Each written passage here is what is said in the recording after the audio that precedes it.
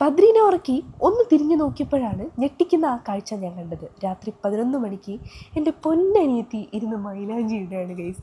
ബദ്രീനെ പേടിച്ചിട്ടേ രാവിലെ ഇടാൻ പറ്റൂലല്ലോ. അപ്പോൾ സ്റ്റെൻസിലൊക്കെ വാങ്ങി ആൾ സെറ്റാക്കിയിട്ടുണ്ടായിരുന്നു. ആൻഡ് കൂട്ടത്തിൽ ട്യൂബ് വാങ്ങിയിട്ടുണ്ടായിരുന്നു. ഏതായാലും പെരുന്നാളൊക്കെ അല്ലേ, മൈലാഞ്ചി ഒന്ന് ഇട്ടേക്കാന്നുള്ള ഡയലോഗായിരുന്നു അവൾക്ക്. സത്യം പറഞ്ഞാൽ ഞാനും ആലോചിച്ചു. ഞാനും ലാസ്റ്റ് മൈലാഞ്ചി ഇടുന്നത് എൻ്റെ വളക്കാപ്പിനാണ്. അതിനുശേഷം ഞാനും മൈലാഞ്ചി ഇട്ടിട്ടില്ല കേട്ടോ. ഞാൻ വിചാരിച്ചു എന്നാൽ പിന്നെ ഏതായാലും അവൾ ഇടല്ലേ, അവൾ ഇട്ട് കഴിഞ്ഞ് ഞാനും ഇട്ടേക്കാം. അങ്ങനെ സ്റ്റെൻസിലൊക്കെ കയ്യിലൊട്ടിച്ചു കേട്ടോ. ആൾ സെറ്റായി ട്യൂബ് ഇടാൻ വേണ്ടി റെഡി ആയിക്കൊണ്ടിരിക്കുകയാണ്. ഞാനാണ് കാവൽ. ഇടയ്ക്ക് ബദ്രി അനങ്ങുന്നൊക്കെ ഉണ്ടായിരുന്നു. ഞങ്ങൾ ഇങ്ങനെ ഞെഞ്ഞ് പൊട്ടുന്നുണ്ടായിരുന്നു ആ സമയത്ത്. എന്നാലും ആശ മൈലാഞ്ചി ഇട്ട് കഴിയുന്നവരെ എണീക്കാതെ അഡ്ജസ്റ്റ് ചെയ്തു കേട്ടോ. അവൾ ഭയങ്കര സീരിയസ് ആയിട്ടാണ് കേട്ടോ ഇടുന്നത്. ഇത്ര സൂക്ഷ്മതയോടെ എൻ്റെ അനിയത്തി ഒരു കാര്യം ചെയ്യുന്നത് ഞാൻ കണ്ടിട്ടില്ല. പിന്നെ സ്വന്തം കോൺട്രിബ്യൂഷൻ വേണമല്ലോ എന്ന് പറഞ്ഞ് ലാസ്റ്റ് കൈയിൻ്റെ അറ്റത്ത് ഓരോ കുത്തും അവൾ ഇട്ട് കൊടുത്തു കേട്ടോ. അതിനുശേഷം ഞാനും മൈലാഞ്ചി ഇടാൻ തുടങ്ങി.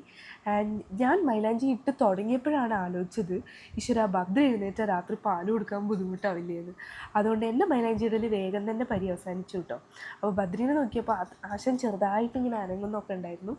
എന്നാലും വലിയ കുഴപ്പമില്ലാതെ അഡ്ജസ്റ്റ് ചെയ്തു. അങ്ങനെ ഗോപുവിൻ്റെ കയ്യിലെ മൈലാഞ്ചി നല്ല വൃത്തിയിൽ വന്നു കേട്ടോ. ഞാനൊരു വട്ടം മാത്രമേ വരച്ചുള്ളൂ.